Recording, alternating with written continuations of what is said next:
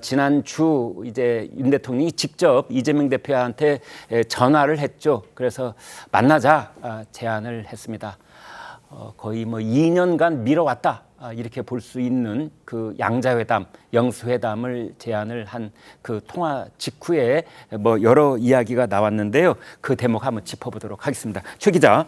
네, 이 의미심장한 말을 통화 이후에 했다 이래서 지금 눈길을 끄는데요. 조금 전에도 잠시 말씀 주셨지만 최근 참모들에게 이제 정치하는 대통령이 되겠다 이런 뜻을 윤석열 대통령이 밝혔다고 알려지고 있습니다.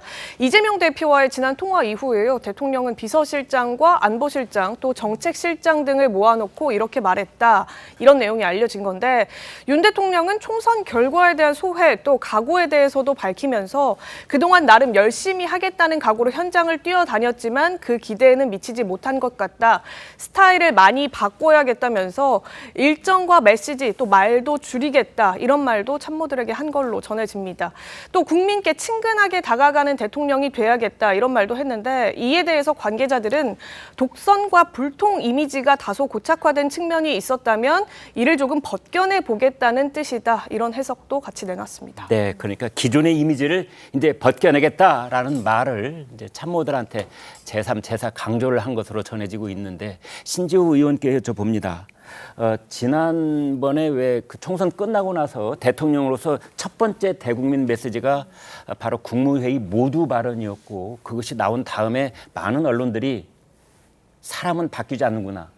근데 이런 야박한 비판들이 좀 있었어요. 그런데 오늘 이제 조선일보를 보니까 그런 걸 충분히 인식하고 있었다는 듯이 대통령이 바뀌겠다.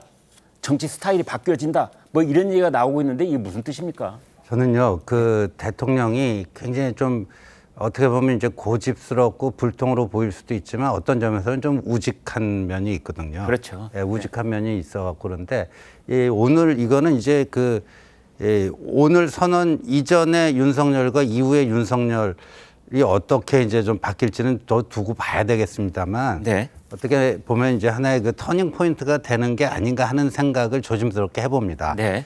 기존에 윤석열 대통령이 이제 검사 생활을 26년 하다 보니까 검사의 세계라는 게 뭡니까? 유죄 아니면 무죄.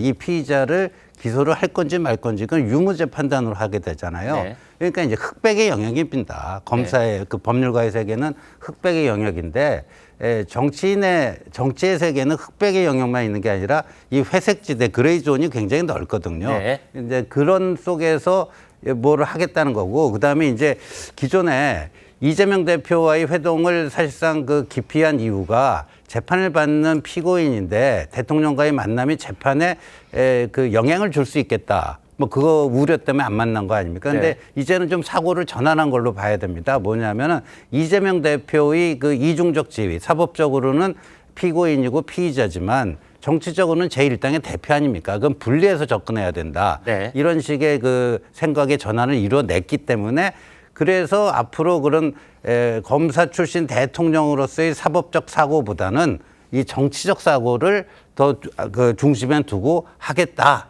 하는 이 선언인데 그 점에서 오늘 뭐 이제 정진석 의원 그 실장이 발표되면 그 하나의 그 패키지라고 봅니다. 네. 패키지라고 보는데 그런 점에서 의미가 좀 있지 않나 보여집니다. 네.